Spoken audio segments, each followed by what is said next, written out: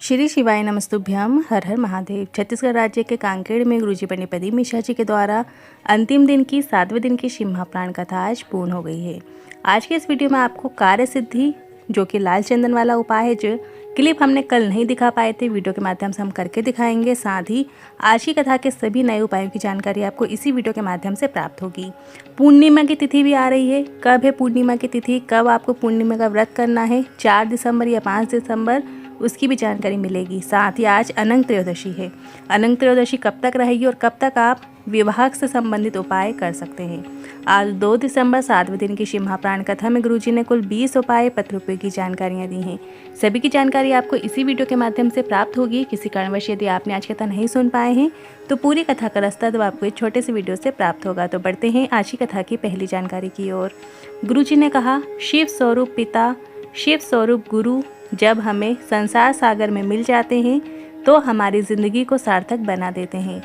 बढ़ते हैं आज की कथा की दूसरी जानकारी की ओर। शिव महाप्राण की कथा कहती है, अगर कोई व्यक्ति शिव महाप्राण में या कोई तीर्थ में या कोई पवित्र नदी के तट पे अगर किसी का मुख भी झूठा कर देता है, मुख झूठा कर देने से मतलब यहाँ पे किसी को कुछ खिला देता है, तो उसके घर के भंडार देवादेव महादेव और माता अन्नपूर्णा की कृपा से कभी खाली नहीं जाते।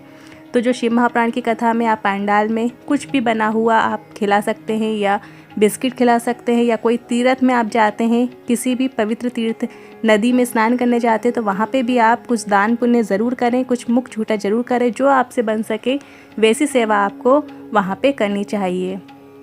बढ़ते हैं आज की कथा की तीसरी जानकारी की ओर।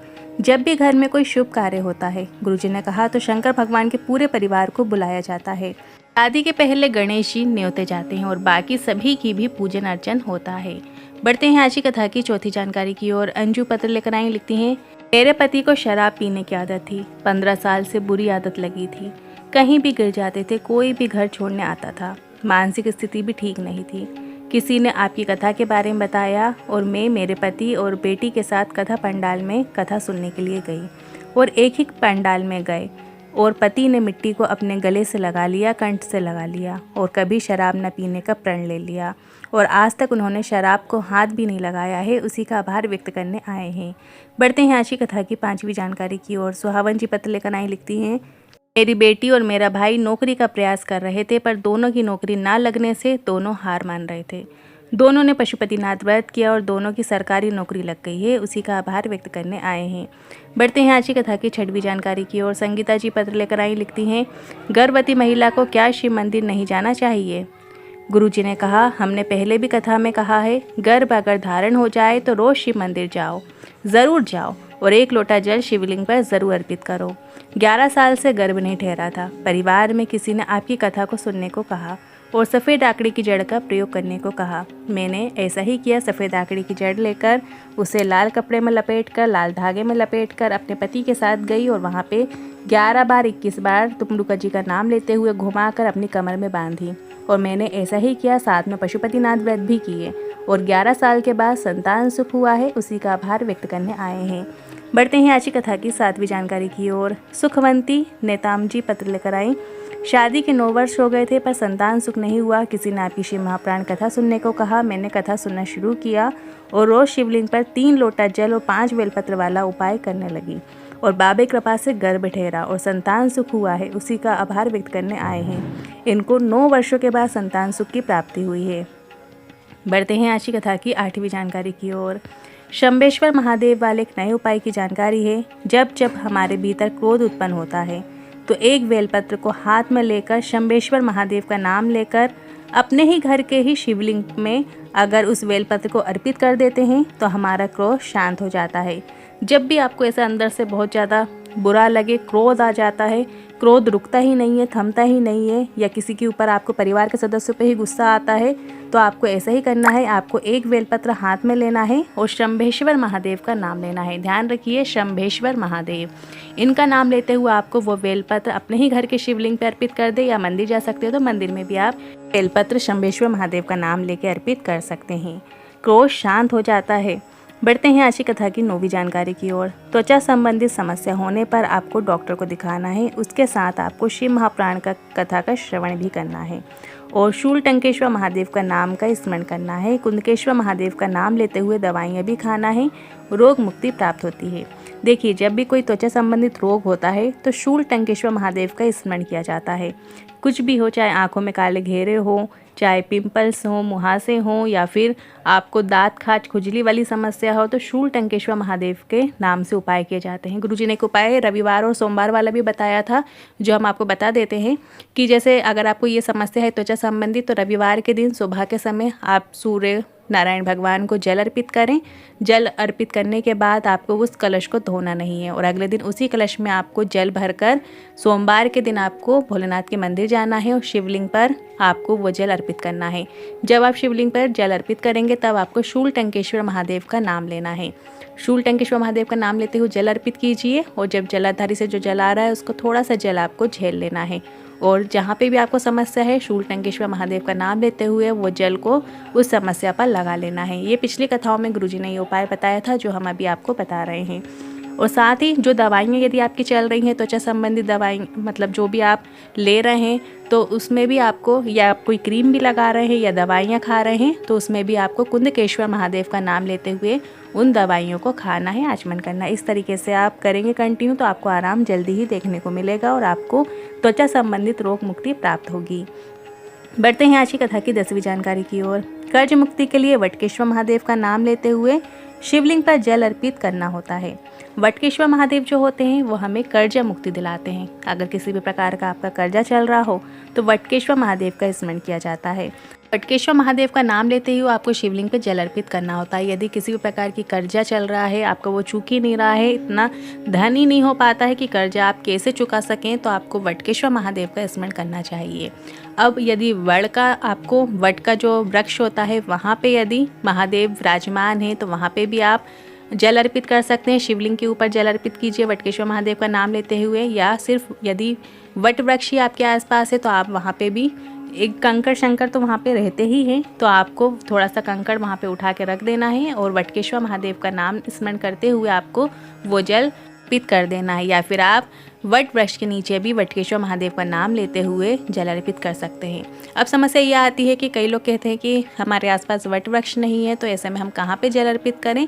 तो ऐसे में आप भोलेनाथ का जो शिवलिंग है, नज़दीक में जो भी मंदिर है, शिवालय है, वहाँ पर भी आप वटकेश्वर महादेव का स्मरण करते हुए और वो जल आप अड़ा सकते हैं, अर्पित कर सकते हैं। आपको कर्जा मुक्ति ज़रूर मिलेगी, पर आप ध्यान रखिए यदि आपको वट वृक्ष मिलता है तो काफ़ी अच्छी बात है। इसके अलावा गुरुजी ने आज की कथा में 11वां उपाय बताया है। अभी कांकेड़ में जहाँ कथा हो रही है, ये एरिया में कभी भी कोई बड़ा कथाकार नहीं आया। गुरुजी ने कहा क्योंकि नक्सली क्षेत्र है, पर प्रशासन और कथा आयोजकों का धन्यवाद करना चाहते हैं जो इन्होंने इतनी बड़ी व्यवस्था संभाली है। बढ़ते हैं आज की कथा की 12वीं जानकारी की ओर। गुरुजी ने कहा कांकेड़ की कथा में जो भोजन परोसा जा रहा है उसकी भी बहुत चर्चा है। भोजन बहुत स्वादिष्ट है और विशाल रूप में परोसा गया है। वहाँ पे जो भोजनशाला है काफ़ी विस्तारित रूप में है और काफ़ी अच्छे से उसका आयोजन चल रहा है। बढ़ते हैं अगली 13वीं जानकारी की ओर। आज भ्रम प्रदोष है, बन सके तो आज एक चौमुखी दीपक जो आटे का तैयार करना है, भोलेनाथ के मंदिर में या फिर अपने ही घर के शिव जी के सामने आपको समक्ष में प्रज्वलित करना है। ऐसा करने से मंगल विवाह शीघ्र विवाह होता है। बस आपको जो आटे का दिया है वो चौकोर बना लेना और उसमें 4 बाती रखना। कई लोग क्या करते हैं 2 बाती रख देते हैं और दोनों मतलब ऐसे रख देते हैं लंबी लंबी बना के और चारों साइड से प्रज्वलित कर देते हैं। ऐसा गलत है। आपको 4 अलग अलग बाती बनानी होती है और 4 कोनों में 4 दिशाओं में आपको अलग अलग बाती लगानी होती है। आज प्रदोष का दिन है, 2 दिसंबर है, तो आज के दिन आप अपने ही घर के शिवालय में, मतलब जहाँ पे आपने शिवलिंग अपने घर के मंदिर में रखे हैं, वहाँ पे भी आप आटे का चौमुखी दिया प्रज्वलित कर सकते हैं। उसमें घी या तेल जिसका भी प्रयोग करना चाहें कर सकते हैं। घी का करें तो काफ़ी अच्छी बात है। या फिर आप भोलेनाथ के मंदिर जाएँ तो वहाँ पर भी आप ये दीपक प्रज्वलित कर सकते हैं। श्री शिवाय नमस्तुभ्यम कहते हुए चारों बातियों में आपको दीपक प्रज्वलित करना है और अपने विवाह की, शीघ्र विवाह की, या घर में किसी सदस्य का विवाह नहीं हो पा रहा है तो उनकी मन की कामना करते हुए, अपना गोत्र बोलते हुए आपको वो दिया प्रज्वलित करना होता है और निवेदन करना होता है। इस तरीके से आज भौम प्रदोष में ये उपाय करना होता है। क्योंकि आज मंगल का वार है और साथ ही प्रदोष का दिन पड़ रहा है, तो मंगल के दिन यदि प्रदोष पड़ती है तो ये उपाय करना बहुत ही अच्छा माना जाता है, शुभ माना जाता है। बढ़ते हैं अगली 14वीं जानकारी की ओर। प्रदोष का पूर्ण फल प्राप्ति के लिए आज मुख्य द्वार में एक दीपक जरूर प्रज्वलित करें। आप कोई भी उपाय नहीं कर सकते हैं, ना ही प्रदोष का व्रत कर पा रहे हैं, तो ऐसी स्थिति में आप अपने ही घर के मुख्य द्वार में एक दीपक जरूर प्रज्वलित करें। लंबी बाती का घी का दिया बनाइए, प्रज्वलित कीजिए, श्री शिवाय नमस्ते में मन का स्मरण कीजिए। कई लोग पूछते हैं कि हमको लेफ्ट साइड में प्रज्वलित करना होता है या राइट साइड में, तो हम आपको बता दें, जब आपका मुख घर के अंदर की ओर आप देख रहे होते हैं तो अपने राइट हैंड साइड में, जैसे हम पशुपतिनाथ व्रत में राइट हैंड साइड में दीपक लगाते हैं, उसी तरीके से आपको जो भी दीपक मुख्य गेट के हम बताते हैं प्रज्वलित करने के, तो वो आपको अपने, जब आप बाहर से अंदर की ओर देखेंगे घर में, तो आपको अपने राइट हैंड साइड में वो दीपक प्रज्वलित करना होता है। तो इस तरीके से श्री शिवाय नमस्तुभ्यम बोलते हुए प्रदोष के दिन ज़रूर ये दीपक प्रदोष काल में प्रज्वलित कीजिएगा। जैसे सूरज ढल रहा होता है, हल्का उजाला हल्का अंधेरा रहता है, उस बीच में आप ये दीपक प्रज्वलित करें, बहुत शुभ माना जाता है। अब बढ़ते हैं अगली 15वीं जानकारी की ओर। मार्गशीर्ष पूर्णिमा कब है? 4 दिसंबर को है या 5 दिसंबर? तो हिंदू धर्म में मार्गशीर्ष पूर्णिमा का खास महत्व है। इस दिन किसी भी पवित्र नदी में स्नान करना होता है, या आप पवित्र नदी में जाकर स्नान नहीं कर पाते तो अपने ही घर की, जहां आप नहाने का पानी रखते हैं, वहां पर आपको थोड़ा सा गंगा जल की बूंद या नर्मदा नदी की बूंद, जो पवित्र नदी है, जिसका भी जल आपके पास है, उसकी कुछ बूंदें आपको अपने ही स्नान के पानी में मिला लेना है और उसके बाद आप स्नान कर सकते हैं। जीवन में सुख समृद्धि आपकी बनी रहती है और इस दिन व्रत रखा जाता है। गुरुजी ने वैसे पिछली कथाओं में 32 पूर्णमासी का व्रत की भी बताया है। 32 पूर्णिमा के व्रत रखने होते हैं जो कि हमारे संतान सुख के लिए होते हैं और हमारे जो अखंड सुहाग रहते हैं, अखंड सौभाग्यवती के लिए भी आपको ये व्रत रख सकते हैं। 32 पूर्णमासी ये व्रत रखना होता है, सिंपल व्रत करना होता है, बस शाम के समय आपको उसमें खीर बनानी होती है। कोई भी दूध की सामग्री खीर आप बना सकते हैं पूर्णिमा के दिन शाम के समय। तो ऐसा यदि हर पूर्णिमा पे आप यदि खीर घर में बनाते हैं, उसका भोग लगाते हैं, चंद्रमा को अर्घ देकर खीर का भोग लगाते हैं, तो घर में किसी भी प्रकार का क्लेश नहीं होता है। जैसे छोटी छोटी बातों में घर में अनबन होती रहती है, सदस्यों की बनती नहीं है, बच्चे कहना नहीं मानते हैं, तो ये जो चीज़ है, अगर आप खीर हर पूर्णिमा पे नियम बना लेते हैं कि मुझे व्रत रखना है, साथ ही शाम के समय खीर का भोग लगाना है और वही खीर पूरे परिवार वालों के साथ मिलकर खाना है आपको, तो आपके घर में किसी भी प्रकार का क्लेश नहीं होता है, सबका मीठा व्यवहार होता है। तो ये उपाय भी आप कर सकते हैं। मार्गशीर्ष पूर्णिमा का ये उपाय है। इस पूर्णिमा की जो कथा होती है वो आप गूगल पर सर्च कर उसे पढ़ सकते हैं ताकि आपको और आसानी से समझ में आ सके। ये जो मार्गशीर्ष पूर्णिमा आ रही है वो 4 दिसंबर को मनाई जाएगी। 4 दिसंबर के दिन ही आपको पूर्णिमा का व्रत रखना है, क्योंकि मार्गशीर्ष पूर्णिमा के दिन रवि योग बन रहा है, जिससे यह दिन और भी खास रहने वाला है। वही कई अन्य योग भी इस दिन बन रहे हैं, जैसे स्नान दान करने का जो हमने अभी बताया, आप वैसा भी कर सकते हैं। आप अपने ही घर के जहाँ नहाने का पानी है, स्नान का पानी है, उसमें कुछ बूंदें गंगा जल की मिलाकर आप स्नान ज़रूर करें मार्गशीर्ष पूर्णिमा में। और साथ ही जो बन सके वो आप दान कर दें। सीधा सामान निकाल कर आप किसी ब्राह्मण को दान कर सकते हैं। अगली 16वीं जानकारी की ओर। अनंत त्रयोदशी का शीघ्र विवाह वाला उपाय जो कि इस प्रकार है। अनंत त्रयोदशी जो कि वर्ष भर में सिर्फ एक ही बार आती है और इस दिन शिव जी ने अनंत रूप लिया था, तो ये बहुत ही खास है, विशेष है, जो कि आज 2 दिसंबर को है अनंत त्रयोदशी और ये कल दोपहर तक, मतलब 3 दिसंबर में दोपहर तक रहेगी। तो जो लोग यदि आज ये उपाय नहीं कर पा रहे हैं तो आप कल सुबह भी ये उपाय कर सकते हैं अनंत त्रयोदशी का। इसमें आपको क्या करना है, जो लोग, जिस लड़के या लड़की का विवाह नहीं हो रहा है, उम्र बढ़ती जा रही है, 28 साल 30 साल 32 34 35 ऐसे हो रहे हैं, विवाह का योग नहीं जम रहा है, अच्छे रिश्ते आते हैं पर कहीं ना कहीं से आगे तक बात नहीं जा पाती है, जम ही नहीं पाते हैं, तो ऐसे में आप इस अनंत त्रयोदशी में ये विशेष उपाय ज़रूर करें। एक बेलपत्र आपको लेना है। बेलपत्र ध्यान से लीजिएगा, कहीं से भी कटी फटी नहीं होना चाहिए, पूर्ण बेलपत्र होनी चाहिए। पीछे का डंठल का जो भाग होता है उसे तोड़ लेना है। इसके बाद उसमें बीज वाली पत्ती में आपको दूध लगा लेना है। बीज वाली पत्ती में दूध लगाकर शिवलिंग पर आपको, लड़का लड़की खुद स्वयं विवाह कर रहे हैं तो अपना नाम और गोत्र बोलकर वो बेलपत्र शिवलिंग पे अर्पित कर दें। यदि घर के कोई सदस्य अपने बच्चों के लिए, अपने बहन भाई के लिए ये उपाय कर रहे हैं तो आप बेलपत्र में दूध लगाकर उनका नाम और गोत्र बोलते हुए शिवलिंग पे अर्पित कर दें। जब आप बेलपत्र शिवलिंग पे अर्पित करें तो जो डंडी का मुख है जलाधारी की ओर करते हुए ही अर्पित कीजिएगा।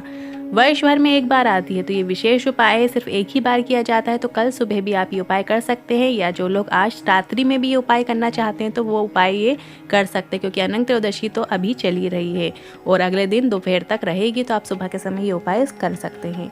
अब बढ़ते हैं अगली 17वीं जानकारी की ओर।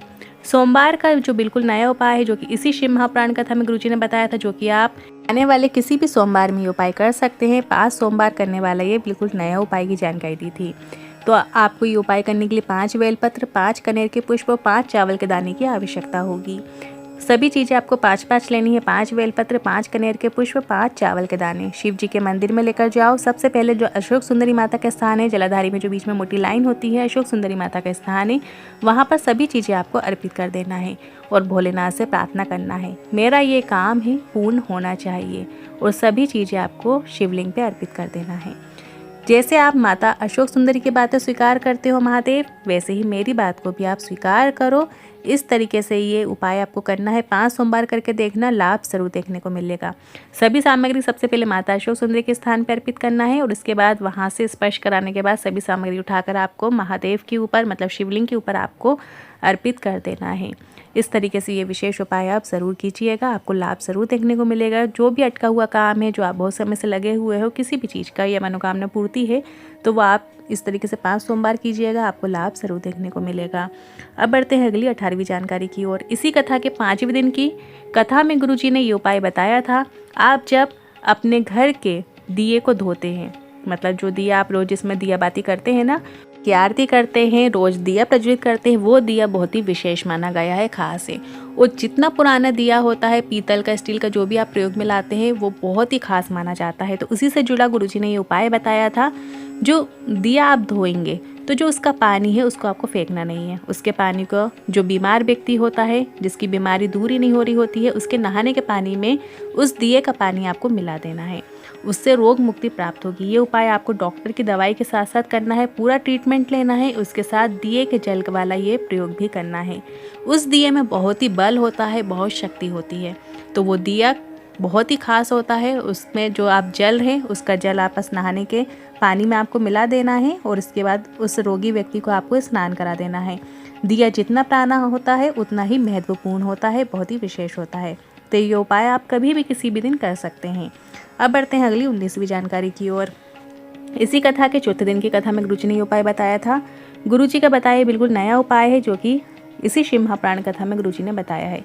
जब व्यक्ति के जीवन में कुछ राह नहीं दिख रही होती है, तो अपने कार्य में सिद्धि के लिए, कार्य की पूर्णता के लिए आपको ये उपाय करना होता है।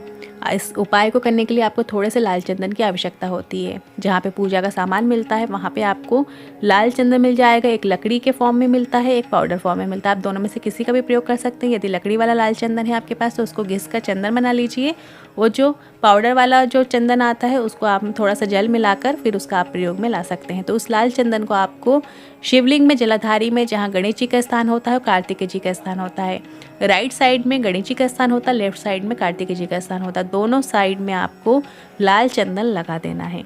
और इसके बाद एक कलश जल आपको उत्तरी मुख होकर शिवलिंग के ऊपर जल अर्पित कर देना है। 3 से 4 दिन कंटिन्यू आपको करना है। जीवन में राह दिखेगी, सफलता निश्चित प्राप्त होगी, पर इसके साथ आपको प्रयत्न भी करना है, मेहनत भी करना है। आपको शीघ्र अतिशीघ्र इसका फल देखने को मिलेगा।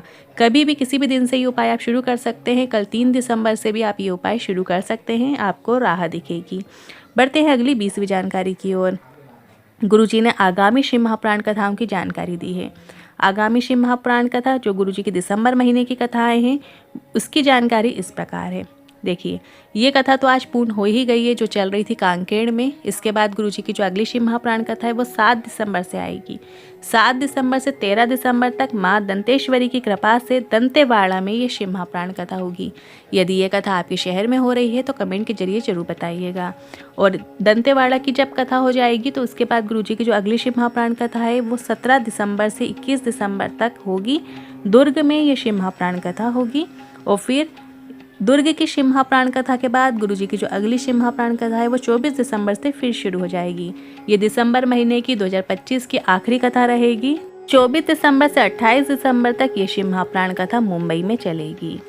मुंबई में ये शिव महापुराण कथा होगी, जो कि 2025 की आखिरी शिव महापुराण कथा रहेगी। जी ना, आज की कथा में और जितने भी इसके पहले गुरुजी ने जो उपाय बताए हैं इस कांकेर शिम्हा प्राण कथा में, सभी उपाय हमने बताए हैं आपको इसी वीडियो में। सारी जो 7 दिन की कथा है सभी का निचोड़ इस वीडियो में आपको प्राप्त हो रहा है। यदि वीडियो आपको अच्छा लग रहा है या कोई मन में सवाल है, क्वेश्चन है तो कमेंट के जरिए ज़रूर बताइएगा। साथ ही कई लोग प्रश्न करते हैं कि हम उपाय करते हैं पर इसके बाद भी हमारा कुछ हो नहीं पा रहा है या जो हम चाहते हैं वो नहीं हो पा रहा है, तो उसके साथ साथ आपको नाम जाप भी करना है, श्री शिवाय नमस्तुभ्यम मंत्र का भी जाप करना है। साथ ही अपने घर के मुख्य द्वार पे यदि आप श्री शिवाय नमस्तुभ्यम लगा देते हैं, गुरुजी ने कई कथाओं में बताए हैं, यदि श्री शिवाय नमस्तुभ्यम को जो स्टिकर भी मार्केट में मिलते हैं और हमने टैग भी किया है, यदि वो श्री शिवाय नमस्तुभ्यम के स्टिकर आप अपने घर में मंगाते हैं और अपने घर के जो मेन गेट है वहाँ पर लगाते हैं, तो जो आने वाली जो विपदा होती है, परेशानियाँ होती हैं, उसका भी हर होता है, मतलब उसको वो हर लेता है। तो इस तरीके से भी आप श्री शिवाय नमस्तुभ्यम अपने घर में ज़रूर लगाइएगा, फ्रंट गेट पर लगाइएगा ताकि सबकी दृष्टि उस पर पड़े और की दृष्टि श्री शिवाय नमस्तुभ्यम मंत्र पे जाएगी तो वो अंदर स्मरण भी करेगा और उसका फल भी आपको मिलेगा और सामने वाले को भी प्राप्त होगा। तो श्री शिवाय नमस्तुभ्यम मंत्र का जरूर आप स्टिकर अपने घर में लगाइएगा। आप इस लिंक के माध्यम से भी श्री शिवाय नमस्तुभ्यम मंत्र को ऑनलाइन परचेस कर सकते हैं। साथ नाम जाप भी आप करते रहिए करेगा, जो भी आप काम कर रहे हैं साथ साथ आपका नाम जाप भी चलते रहना चाहिए। अगर मन में कोई सवाल है, क्वेश्चन है तो कमेंट के जरिए ज़रूर पूछ सकते हैं। वीडियो कैसा लगा कमेंट के जरिए ज़रूर बताइएगा। हर हर महादेव।